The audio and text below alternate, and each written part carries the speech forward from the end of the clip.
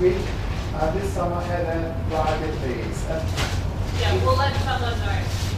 Not had a big private base with one student base.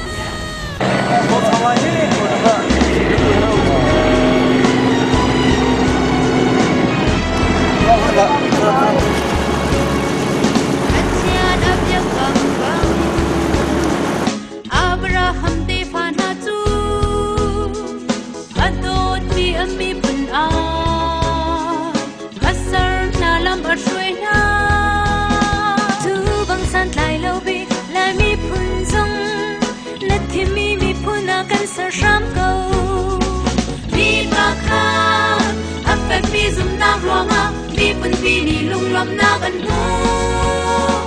lai mi pun afek mi zum na thong in chim mi si nak tu kan chau kho lai hoa dây ram kan hum na la bất chen đốt ni kan si khap ye na kan dir mun chau in lai mi bất chen long tuan zua mu si mi pun kip sin nan na thai je vor ding ni tuan vong ai mi lai mi pun kan si ba chen chim mi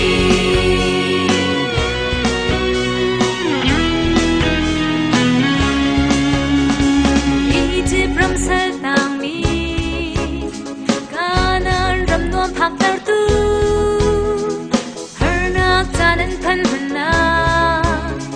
andiak mien chil belau tu bang chimi sinak chil visuala na zum nak mi pun sham feter sham lo mi pakhat afek mi zum na ronga mi pun vini lung lom na kan tu lai mi pun afek mi zum nak thongin mi si nak tu kan chau kho la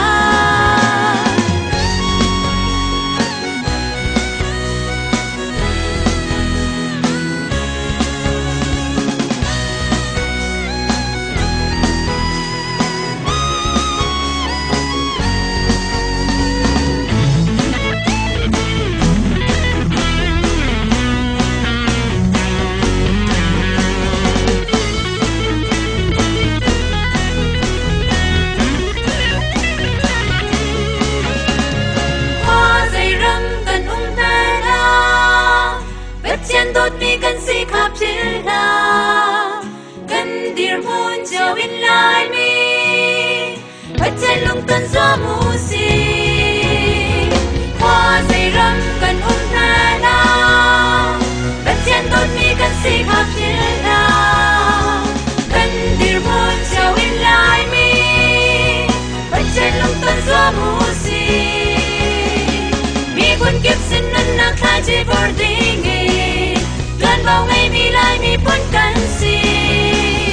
mi pun kip sin nan na tha chi vor ding ni tuan bao ngày mi lai mi pun kan si ba chen chi mi